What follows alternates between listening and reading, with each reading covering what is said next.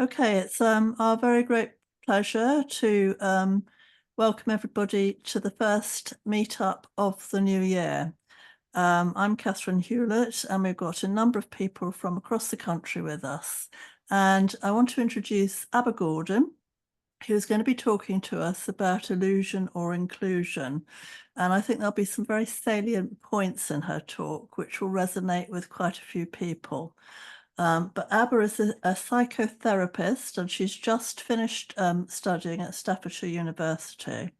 And she wants to share with us her journey through life and through education as a neurodivergent person, but particularly those moments of self-awareness at particular stages of her life that have really resonated with her, and also navigating through her educational experience to diagnosis and how important that was. Another important point that I think Abba would be happy for me to raise is in her talk, she'll be talking about working to strengths and how important different ways of communicating are for all of us as neurodivergent people. So she'll be talking about that.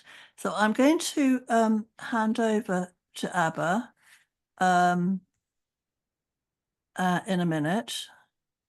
I've just got to try and, sorry. There we are. I found the slideshow. I'm going to hand over in a minute. Abba, would you like me to share the screen now? Yes, please. Okay. Right. Screen shared. That's at the end, Catherine. Sorry.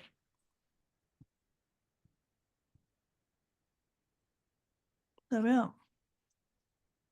Hi, everyone, and welcome. So I'm going to be talking about inclusion and illusion. That's my title, but what it's really going to be focusing and looking at is diagnosis and how diagnosis can really unlock our understanding of ourselves and acceptance. So who am I? So I'm born and bred in Birmingham. I'm a first generation born parents to Ghanaians who came over in the 70s. Both their children were here. My eldest sister is also born in Birmingham. She's profoundly deaf and undiagnosed. We suspect that she might also be dyslexic and maybe have ADHD. I'm a mother. And professionally, I'm trained in integrative counselling. So that includes psychodynamic, CBT, person-centered, Gestalt, and all of that stuff, and also systemic family and systemic psychotherapy. So as I kind of briefly touched on, what I really want to be looking at throughout what I'm going to be talking at is how the lack of or potentially having the presence of diagnosis impacted me at different stages in my particular life. But it's for everyone to kind of be thinking about, the stages that you may have when you were diagnosed, if you were diagnosed, and the impact of that, and how it can really support to really navigate through this world, because there's so many different difficulties that we may experience, and having diagnosis can sometimes help ease that in terms of having that understanding of yourself, and it even been able for others to have more of an understanding of you as well. So my journey to diagnosis, really, I think it kind of included all sorts of things. So you hear of this your dyslexic superpower, but then also you would kind of come against the arch nemesis of the super struggles. So that's sometimes what I was kind of battling with, the strengths that I found in my dyslexic abilities, but then also the struggles. So I'm going to kind of bring you back to when I first understood that I had something that was quite different to others. So I was around the age of 7 or 8, and that would have taken me back into like year 2 or year 3 in primary school. and I had a reading buddy that we had this reading buddy. So I wasn't in the top group, but I wasn't actually in the bottom group. And we would read together every week. And one week she would read and she would go on to the next level. And then I would read the book and then I would catch up with her, or I would read the book and I would go on to the next level. And so we had this back and forth. And there was one moment where I remember she read this book and read so well, and I think read another book and another book, that she advanced all the way to the top group. And I remember she then running to, there was only a small group that were in the top group. And I remember running to the top group and all celebrating. And I remember having this sinking feeling and realization that I'm not going to be able to catch up with her. I just knew I wasn't going to be able to catch up with her to reach the top group. And so that was when I first sort of realized that I had a struggle or I had a difficulty.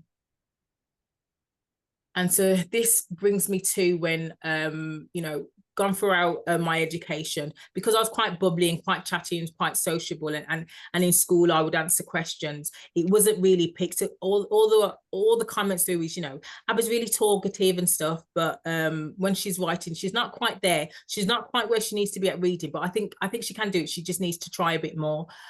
But when I heard the word dyslexia, is my mum actually got me a tutor. And so I was at age 10. So that brings me to, is it year 5 or year 6? And I remember my cousins at the time were going to be studying for their 11 plus. I actually knew I wasn't going to be able to do the 11 plus. But I had this tutor for a private tutor that I had for myself. And I remember after the session, she went into a different room with my mum. And my mum came back. Just rewind that my dad actually died when I was 3 years old, so this is quite important in my thinking of what happened to me at this age 10. So when the tutor left, my mum then came to me and said that, this tutor that's just spoke to me, she said that she thinks you're dyslexic. And that was the first time I heard the word dyslexic. And my mum then said to me, do you think you're dyslexic, or do you think you might just be being a bit lazy?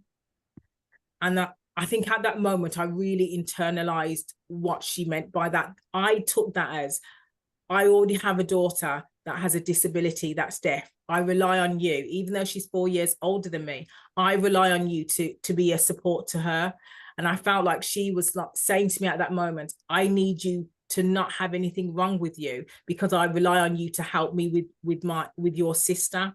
And so I remember my response was, I think I just need to work harder and I'm being a bit lazy. And so from the age 10, it became like, for me, like a shame and like a secret that I just had to do whatever I could, and I couldn't let anybody find out that I had this thing, this dyslexia, this struggle. So I was managed to kind of go through school. I remember, I think this was back in the 90s, and I think we were the first year 6 group that actually had the formal SATs. So that was the first time I actually had to do a formal assessment. And I remember I did extremely poorly, terrible in terms of English, like really, really below average, like did really bad. So going into secondary school, I was really quite anxious, because I was like, oh, they're going to know that I'm dyslexic. They're going to know that I'm dyslexic. And so I remember we had this English lesson. And so in the English lesson, we had a teacher, Mr. O'Brien, I'll never forget his name. He stood up in the class and he said, okay, everybody raise your hands if you could read. And I remember when he said that, I just remember sinking into my chair, wanting to be so small, wanting to be invisible. I'm like, I don't want to be seen. Please don't pick me. Please don't pick me. I don't want to have to stand up and read in front of everyone. And as soon as the smaller I felt myself getting, he then stood and said, so there was loads of kids that raised their hands, and he stood at them and said, everybody put your hands down. Nobody in here can read. Reading isn't just about saying the words on the paper. It's deeper than that. It's understanding the meaning behind it and different things.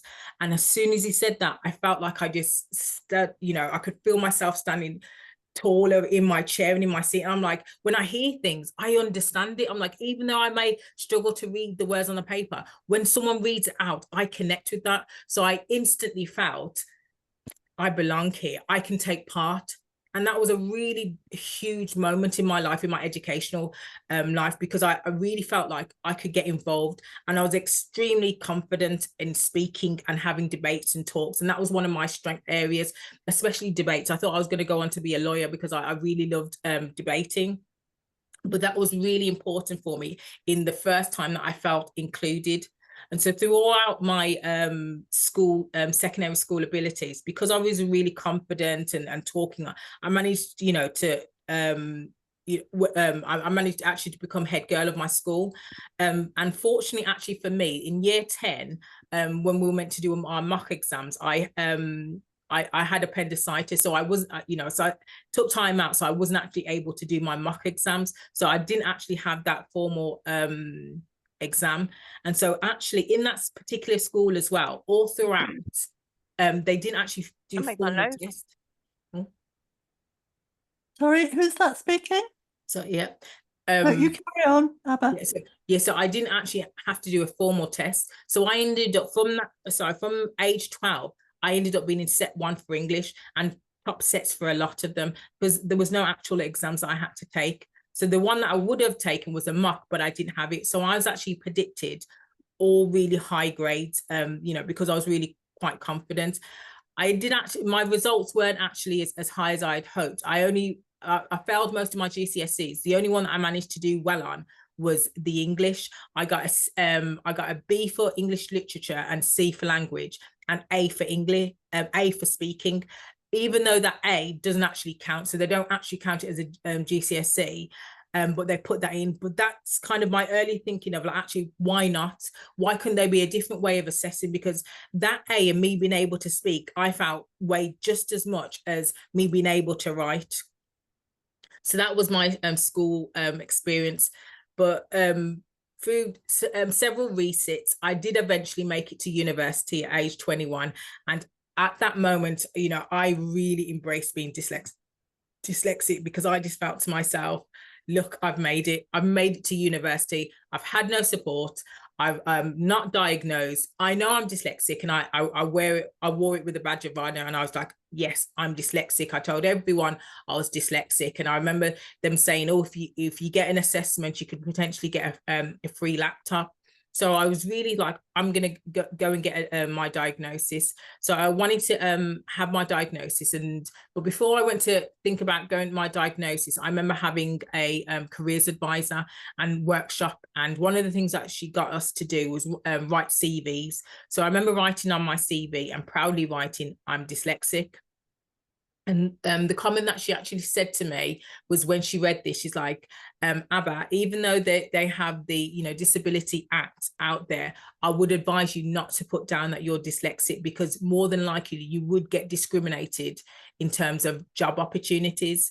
And because I had a surname of Chumdanso, I was like, okay, so I'm Black with an African surname, and now I'm dyslexic. They're just going to take my application and throw it away, and I'm not going to be able to even get started. So I made the decision based off of that not to actually have the diagnosis. I did actually go for the assessment. So I had the screening, sorry. So I went for the screening, and it did highlight that I was dyslexic. But I made the decision not to have the formal assessment, because I didn't want to, part of my values, I didn't want to have to lie. So I didn't want to admit the truth and say that when it says, do you have a disability, and say no. Because if I'm not diagnosed, then the truth is I don't have a disability. So I opted out of having a diagnosis during my university period, which did impact me, because for me, the dyslexic struggles came in, managing all those different subjects, deadlines. I ended up submitting most of, if not all of, my assignments late. And at that point, they didn't deduct marks. You just got a straight pass. So I ended up graduating university with a 3rd degree. But in hindsight, I think for not having any support, it's good. But knowing that actually someone once told me, you've made it this far with no support, imagine how much further you could get with the right support in place. And so that really kind of stuck with me, that actually the importance of having a diagnosis and the difference that can make. So studying at the postgraduate masters was when I actually eventually got my diagnosis. not until the end of my first year was I actually formally diagnosed with dyslexia. And that experience for me was, it was so, it was a lot of emotions for me.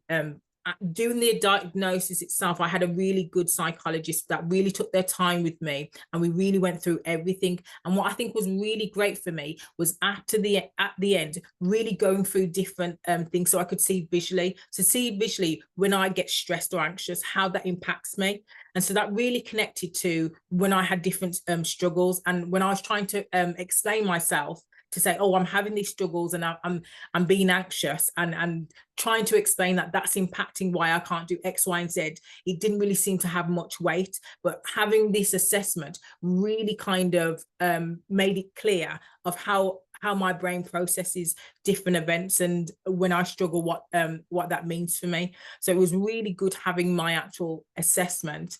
Actually reading the assessment after it was done, I wasn't emotional having the assessment. It was really, really lovely talking about everything. But actually reading it, I remember sobbing, because one of it wrote severely below average. And I remember thinking, they're going to kick me off the course. They're going to say that I'm not smart enough to do this course. But so reading the assessment was tricky for me. But then I was able to kind of reframe. I said, well, actually, that actually really goes to show how much you've had to work. If you're severely below average, but you've managed to make it here without sufficient support, if you have the sufficient support in place, that can, the opportunity can be more of a level playing field. And that made me really think of actually, having support in place may have helped in terms of, results that I got. So my challenges and barriers during higher education, first off, for me, there was a huge delay in me getting a diagnosis. So after my experience at university, I really want my undergraduate experience. I really wanted to make sure that I had this support in place, knowing that having the diagnosis meant that I would have the right support in place. So I tried to immediately get access to funding. So the student finance, which I was unable to obtain simply because of how the course was registered. So how the course was registered, I wasn't able to get sufficient funding for that. And for me as well, because I didn't have the diagnosis in place, a lot of the times when I would ask for support, they say, well, you don't, oh, we can do reasonable adjustments, but you need to have a diagnosis. So I kept on feeling like there were stumbling blocks. I would say I need certain type of help, and said, well, actually, we can't give you that type of help because you need to be formally diagnosed. For me, one of the things that I learned with actually having one-to-one discussions about a topic was always really helpful for me, because then I could process things better. So when I would have my first fail in my assignment, when I would sit down with a tutor and we would go over the things that I needed to do, I always managed to pass it the next time, because I understood what I needed to do. And that for me really highlighted the importance of what I needed. So what I needed was that one-to-one discussion beforehand. But I was told for one of my particular subjects, I asked to have a one-to-one before, to just explain, because I couldn't really make sense of what I was reading. And I was told, I'm sorry, we can't give you a one-to-one. You only access that if you failed. So it really felt like, I was, struggling with a brick wall. I was trying to get support, but told I couldn't get support because I don't have a diagnosis, struggling to get a diagnosis because there wasn't the right funding in place. So it really felt like, as there I'm kind of describing a volcano. The course that I did also was stressful without all of this. And so in top of all of that, it really sort of, it really crumbled me, and I felt really at rock bottom a lot of the times, because it just really felt like I wasn't understood. I wasn't heard. There wasn't any compassion or really trying to connect with my experience and what I was going through. And so as I kind of, felt like I hit rock bottom, what I then did was start, researching different things about dyslexia. I felt like I needed a community because I felt so alone. I didn't know where to turn. I really felt like I needed to talk to or connect with people that have maybe an understanding. And that's when I discovered the book by Marcia Brissett Bailey. I've probably butchered her name, really sorry, but Black, Brilliant and Dyslexic. And having that book was just like, that, yes, this is how I feel about myself. I do feel like I'm this, that I'm Black, I'm brilliant, and I'm dyslexic. I'm all of those things. So having that was really powerful. And just even hearing some of Marcia's story really resonated. One of the, for me, a pivotal moment was when Marcia had a talk. I think it was a talk, because I reached out to Marcia on LinkedIn, and she accepted my connection, which I was excited about. And in one of her posts, she was talking about this neurodiversity week. And I was like, what? There's a neurodiversity week. They have exhibitions. How have I not known about this? And so one of the talks that Marcia did was neurodiversity in higher education and the struggles.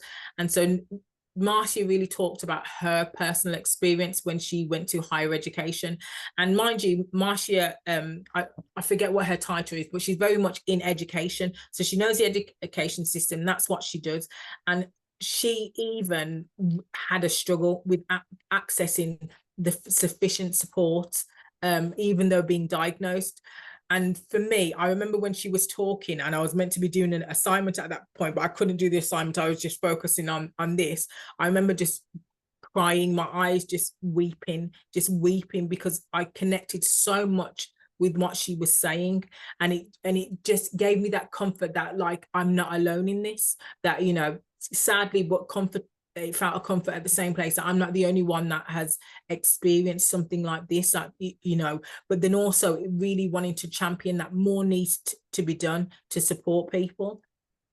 And so through looking at what Marcia did, I was like eager for more. So I was like, looked on Marcia, and she posted all these different things about achievability. Like there's this group of diverse people that get together and this, and I was like, oh, I want to jump on that. And that's when I found achievability. And I think at that time you just needed to email, and then I emailed and I went to it. And I think the workshop, the talk that I went to was talking about the e-journal and about different ways of delivering academic journals.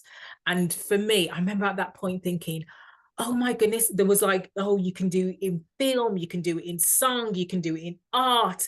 Like there was so much that they were saying, like, inviting people that actually whoever wants to kind of come and be part of this academic journal that we're doing, you can do it, you can have support, we can support you in ways that connect with you and ways that you could feel comfortable in. And I remember just thinking, why am I not on a course that, my specific course as well talks about differences and accepting differences. I'm like, why are we still assessing in the same way? Why are we not looking at doing assessments different, really making it inclusive? That if we're going to say that we're an inclusive society, why are we not putting to people's strength?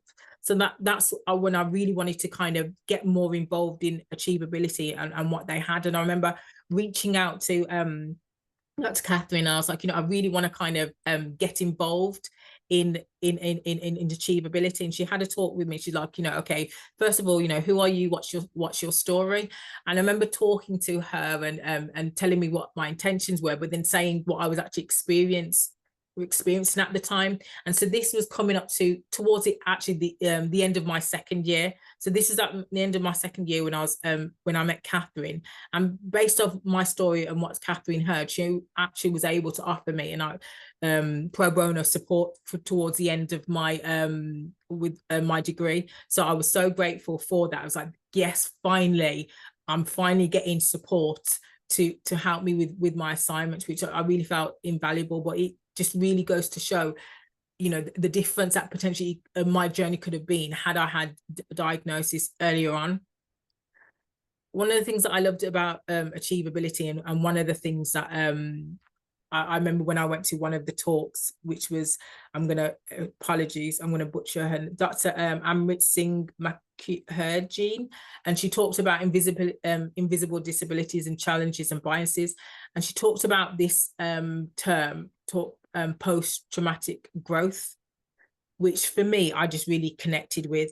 That it's like, and so if you see my images in the background, it's sometimes feeling like you've gone through some real hard times, but actually you can become anew.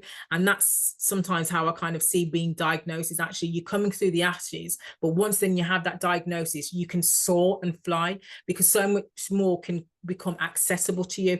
Just even the understanding of yourself is so freeing. So it really made me, connect with, okay, then I've gone through this experience. What more do I want to then go on and do? How do I want, yes, I've had this experience, but, I want to go on and do something else. And for me, it's looking at, okay, how do I potentially make that my experience the only experience or lesser experience? So that's why it's kind of pushed me to kind of, want to do more in terms of neurodiversity, like understand it more, not just dyslexia, but dyspraxia and autism. It's really given me the hunger to understand more. And so that leads me nicely onto kind of my future goals. Based on my experience, one of the things that I'm very passionate about is about therapy, well-being, and all of that I think is essential. But one of the things that at the moment that isn't that much of is that, yes, you can be diagnosed, but what's next? You have your diagnosis, which is great, but then what happens next? Whether you have them at a younger age or an older age, what happens? So what I really want to kind of go on and do is combine assessment with a therapy pathway, to really be able to give people the opportunity to sit down and say, okay, then this is the diagnosis, this is what you got. Okay, so what does that look for you? What does that look like for you? Like in everyday life, how does that impact you? Okay, how do you now maybe see or understand how you communicate with people? Maybe that's why I might respond like this in that way. And then just really being able to support individuals and even families to really navigate that journey, to really being able to, and even sometimes go through healing, because so many of us that are dyslexic have been through different traumatic events at various different stages. So really being able to sort of support individuals and families through that journey. So those are one of the ambitions that I really want to kind of pilot and really put forward. But then also as well, I've got a passion now for research.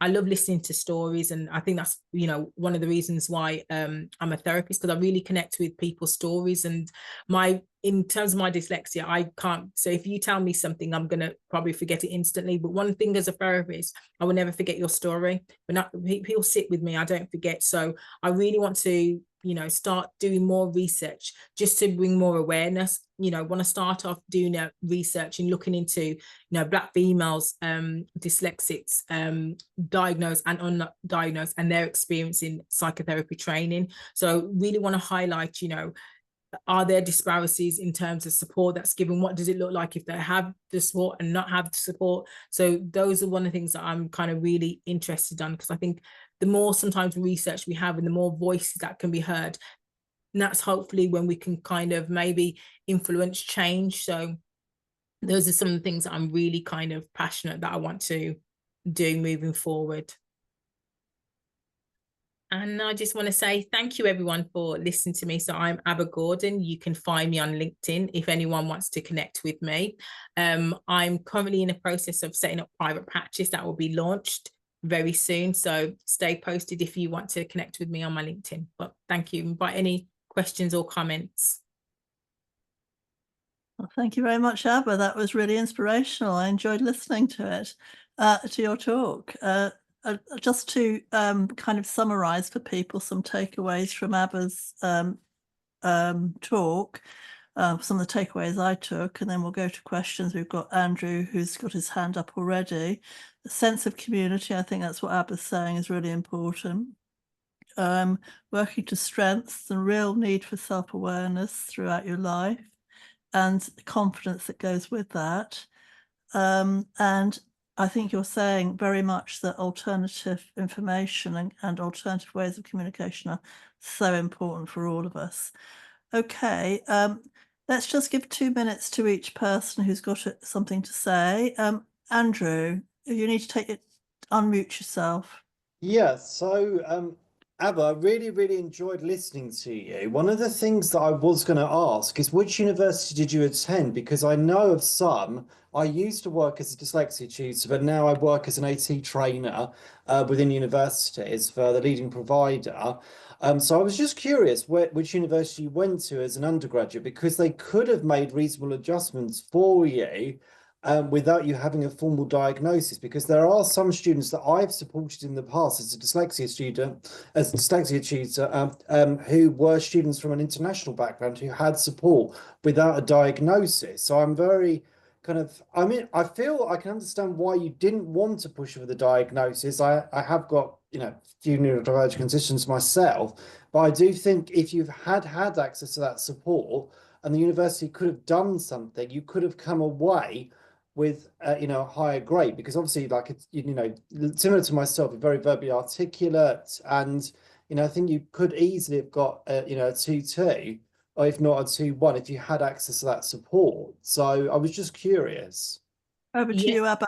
Yeah, for me, I didn't disclose it. So I started this, Okay. but yeah, so I chose not to. I think for me, kind of brought back that shame, and I kind of instantly kind of recalled to that, you just need to work harder. So that's what I was just thinking, that don't say anything, don't share anything. You just need to work hard. So it wasn't, I was at Staffordshire Uni for actually my undergraduate, and Birmingham for my postgraduate, but the course was actually separate to Birmingham. But I do feel like staffs would have supported. I think if I went to Yeah, I can understand. You do yeah, get this kind of experience with some places where, if you've had that negative experience, and I know, when I was doing my autism qualification back in 2017, I was at a university where they were very deficit. I got enough to leave, and then I moved to LSBU, and it turned my life around.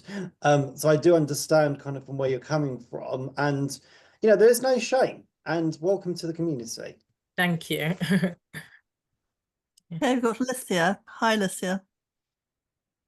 Hi, Abba. I It's more an observation.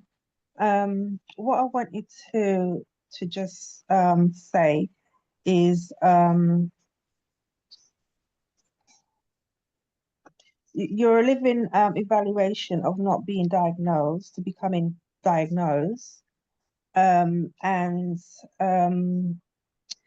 did you find that being diagnosed made a big difference in your life? And also your practice that you're going to be what's the word now? Looking to open your practice. What ages are you going to be looking at? What age group? Is it going to be young people or adults? Because you have that life experience to be able to do both.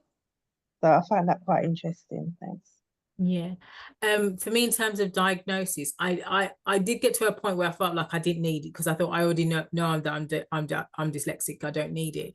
But actually, having the assessment and really looking at the assessment and really and being able to really see what it meant, I do feel like having the diagnosis has made, what difference I feel like it really has is giving me a deeper understanding of myself and my process. And I think it happens each day that I kind of do different things. I'm like, oh, I have like, oh, okay, then I responded in that sort of way, or I think like this. I'm like, let me kind of have a look back, and I can sort of make those connections. So I do feel like it's not something that's sometimes straight away, oh, you've got the diagnosis, everything changed. For me, it's kind of been a gradual process of sort of understanding myself and saying, okay, and I think even more to talking to my strengths. So like, okay, then these are my strength areas. Okay, this makes sense. So I think it's really been able to help me have a connection and a deeper understanding of myself. So that's why I do feel like the diagnosis for me has just had a deeper understanding of myself.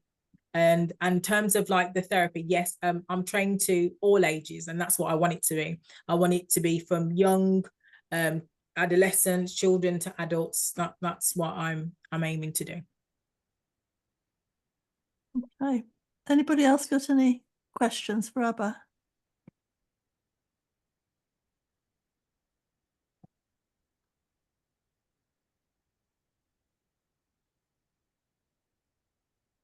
Hello. Okay. Yes, Linda, have you got a question?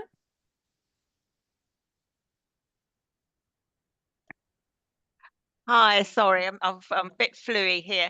I just wanted to ask what your experiences were beyond education. How did you cope in the world of work, and whether any of the lessons that you've experienced within the academic world are transferable into the world of work. So I've got my degree, I've done it, and then you've got to function in a world that may not be that welcoming. And I think that that's the next big gap. And I just wonder, what your reflections on that were, and just to share with you that my journey is very similar to yours. Yeah.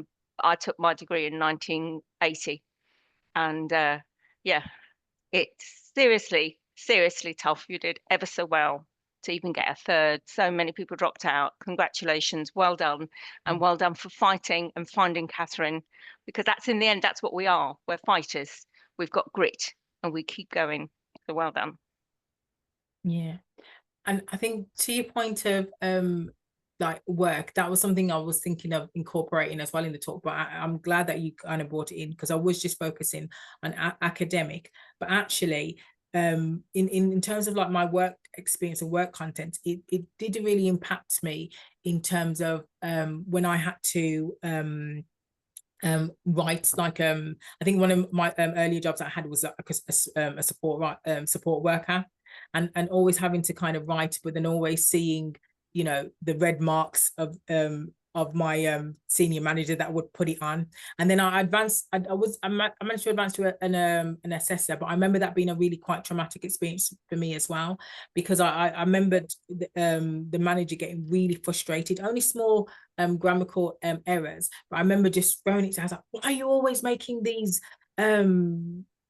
silly mistakes? So it did really, not having that diagnosis at my earlier stage in the work context, because I was really, quite, let's not let anybody know, because I don't want them to not keep me on. It really impacted me in terms of self-esteem, because it's like, even though I was good at my work, the actual physical stuff, connecting with people as a support worker, the written bit was a struggle for me. But I feel like, had I had a diagnosis then, I could have potentially had reasonable adjustments, access to work when I was at work. And that's one of the things that now at the age of 40, I'm finally going to be getting access to work, and then and they're getting reasonable adjustments for me now, whereas beforehand I haven't. So even things like, when I've worked in work and there's like open planned, which is like the worst for me, because everyone's making noise and you can't hear, just like, I'm trying to write and I can't hear I can't hear my brain thinking. It's just, so it has, when I look at the work context, not having a diagnosis has really impact me. I've managed to struggle through and make it through, but I think for me, what I'm realizing, that you don't always have to struggle,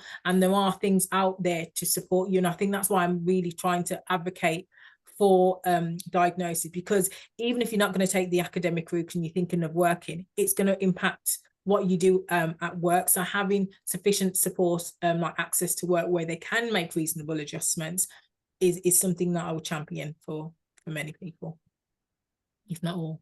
Yeah, I just want to say ditto. That's, the open plan office and using a dragon is just counterintuitive. I mean, you can't. Yeah. And it just occurred to me on the pathway that you talked about. There are two pathways to go on: one into work, one into further education and apprenticeships.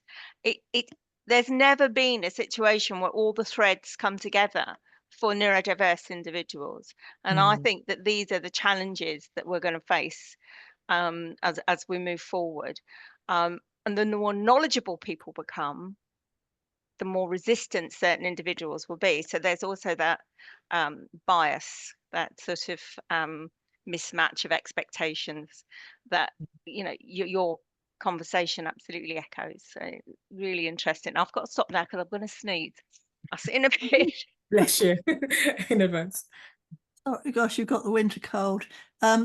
Rose, your question. Right, I'm just actually going to just make a very brief comment before I have to go, but I just wanted to say thank you to Abba for your talk, which I found really, really interesting. And it's made me think about this word dyslexia and why I've got such a massive allergy to it. It's really highlighted for me that it went in very deep, very early at school, when it was barely used for anybody, but when it was used, it was like other words that had terrible associations with them that I'm not going to name in case it offends somebody, but, you know, to do with things like divorce and adoption and all those things that in the 70s and 60s and 70s were so taboo. And it's really making me think. So I'm going to take that away, thank you, from your talk. And it's the first time it's really hit home just how completely allergic to it I still am. And I was with a lot of people today who fall into that category. And yeah, I'll say more, but I have to go. But I'm going to listen again to your talk. Thank you very much, and everybody's questions. And I'm joining my writing group, which I absolutely love, once a month. So I wanted to do half and half. So I'm going to go to that now. Thank you, and it's good to see everybody. Thank you, Rose. Thank you, Rose. And just to comment on, you know, Rose, I know she's going, but I think for me that's one of the important things is that that, you know, diagnosis can do, is maybe changing your relationship with dyslexia.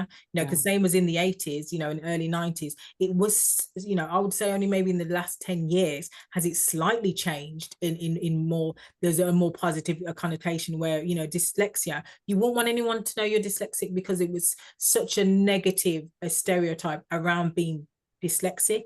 And so I think for me it is having an understanding of a different, or trying to have a different relationship with it, you know, and not and I think that's why now more I embrace it as an identity rather than, oh, this is just something that I have. And I think that's one of the things that I want to, you know, try and champion and support for people. It's like, you know, what does your relationship with dyslexia look like? You know, what has, you know, it been like in your family? Is this a generational thing? You know, how have they felt about it?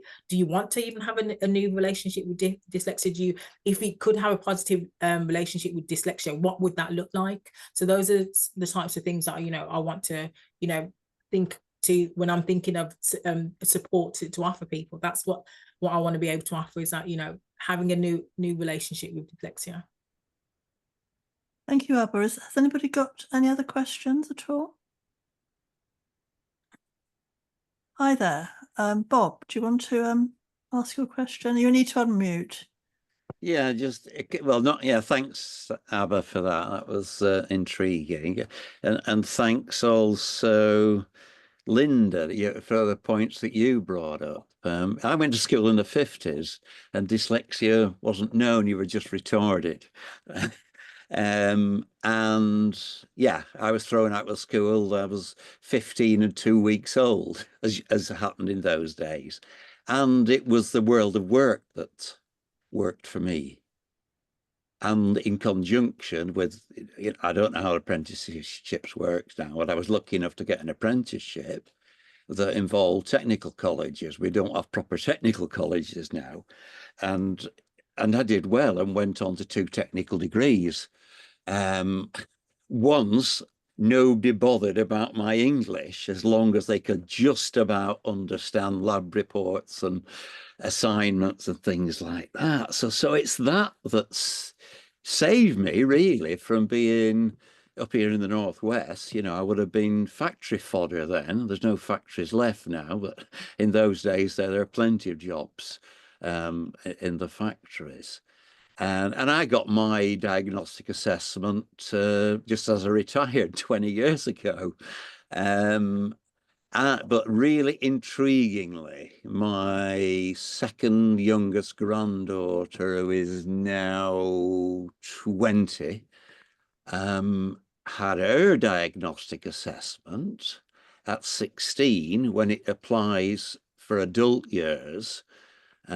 School being in denial that she had any learning difficulties, but she never ever finished any exams and so on. So in her last 2 years doing her A-levels, she got special she got extra time, and she started finishing her work. And now she's at a top university doing social work, as opposed to me being booted out of school at 15. So things have moved on, thankfully. Things have really moved on. Yeah. Thanks for both of you. Thanks, Abba, for you. Yeah, and thanks for the intriguing questions. And Bob, can we ask, what did you end up doing in life, work-wise? Oh, you're on mute, Bob. You're on mute again. I missed that. My internet's playing up. Just wanted to ask you, Bob, you talked about factory fodder, and obviously you weren't.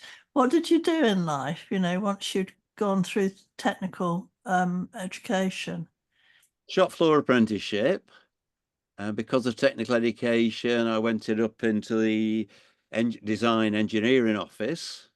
And then, well, two things. I struggled coping at a high level with everybody else that had been to grammar schools. I couldn't compete. And I also, part of the job, the company were good. They appreciated my maths and design ability, but my ability to write up spec sheets for thousands of components was severely compromised. So in today's money, we'd have a £500,000 machine waiting to go out to India, and there'd be a dozen parts missing because Bob hadn't put them on the spec sheets. So it was uncomfortable. And the industry, in the Northwest collapsed through the 70s, and I'd had enough at that level. And I was fortunate. I was able to get a job as an unqualified social worker in special needs, mental health and learning disability. And as long as you don't make too many slip-ups, it doesn't happen now. I got seconded to a social work diploma, and then became a specialist social worker till retiring 20 years ago. And since then, I've worked in managing in environmental projects on a volunteer basis. With all cross sections of, and just one final point, I don't want to hog it too much. My dyslexia assessment of 17 years ago was flagged up in the last month of last year because I knew somebody who I related to, who very, very much, apart from our language and communication issues with the written and spoken language, I just had an ADHD assessment where my almost off the bottom of the bell curve working memory and processing speed came very much into the play in giving me my secondary ND diagnosis as being heavily ADHD. So yeah, I'm absolutely finding it absolutely incredible, the sort of interlinks and ties between the ND specifics. So thanks, Abba. You brought a lot of things to my mind, especially with my past and my granddaughter's current situation. She's having a lovely time at uni. She doesn't get much special help, but she's sort of treasured there, and that gives her confidence. Yeah. Thanks. It's fabulous to hear people's stories. Sorry, Bob, I'd had to ask. I think Linda's got an observational question. I just wanted to say that dyslexia definitely runs in families. There's a very clear linkage. And to say that your journey is so similar to my brother's journey is a bit spooky. And I just wanted to tell you that he went to technical college and he did all the things you did. He ended up as a missionary in Africa, fixing cars in I can't go into too much detail, but he got kind of caught up in things, and he fixed cars and he moved things and he made things happen, all because his ADHD, and he was moved by the moment rather than analyzing what he was doing. And now he lives in Finland, and his eldest child has a PhD. So, and you know, they've all been diagnosed, all of them. So we have special gifts which people don't see because we can't tick the box. And when you look at these Actually, stories, we hear, Linda, sorry, I do want to say something here. Sorry to interject. my apologies. We're not actually very good at publicising our strengths and gifts. And, you know, I know we're good at it within the ND community, neurodivergent community, because we feel confident and safe. And that's the point about these communities. You know, it provides the support and confidence.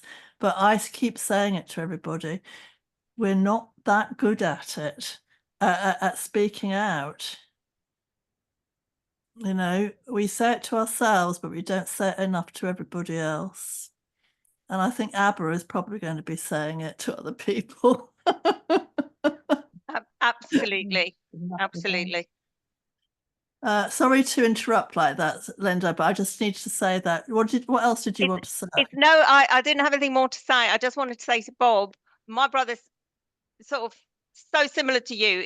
It's spooky, and I just wanted to say that that resonates with our family, and the stories about his granddaughter going to university. You know, the proudest moment in our family was when my niece got a PhD. You know, we are fighters, and that's what I'm trying to say. And what you say, Catherine, about us not talking about our gifts enough, and how we need to advertise ourselves. And I think it goes back to what Abba was talking about, the dyslexic shame. And you know, part of what we do here at Achievability, what I've experienced from Achievability, is an absolute challenge to that.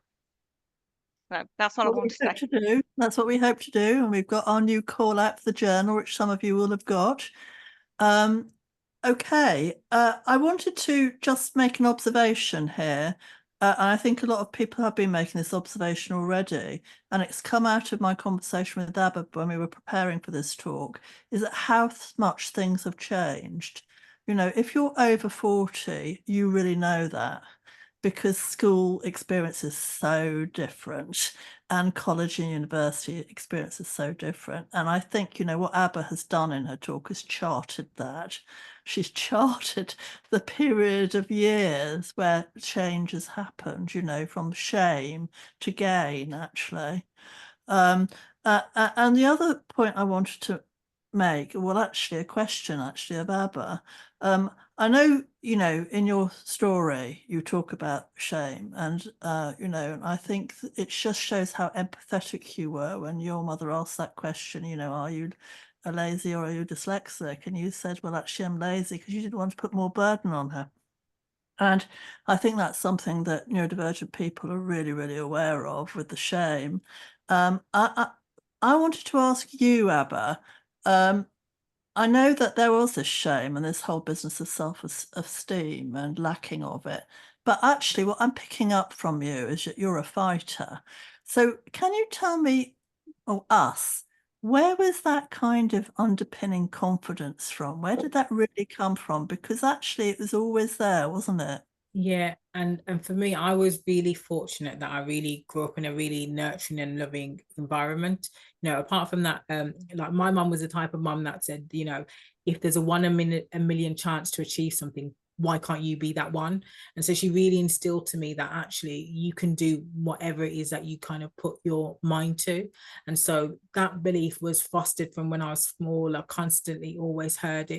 You know, I was always told when, you know, because I was spoke really well. So I really understood from a really young age that I spoke well. Everyone said, oh, she's so smart. She's so smart. You know, so that for me really helped build my confidence. I think I know for me, I was so fortunate that I've never heard the word, you know, dumb or stupid associated with me ever, you know, which is very rare for a lot of dyslexics, you know, so I'm very unique. Well, not unique, but there's not many that have had that experience. But I think it's just because as well, that confidence I had when I was young, to be able to speak my mind when I was young and to stand up in any room, and having that really loving and nurturing environment for me from an early age really helped me to kind of be happy and contented with who I am. So I think for me, even though I had this struggle, it was like And it was that secret shame. It was something that you need to keep in the box and keep that hidden, and don't let that, don't let it come out, and just, and I think it made me as well lean more into my strengths. So I think earlier on,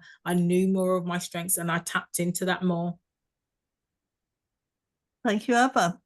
If nobody's got any other observations or questions, I think we all ought to really thank Abba for all our hard work and a fascinating talk. Thank you.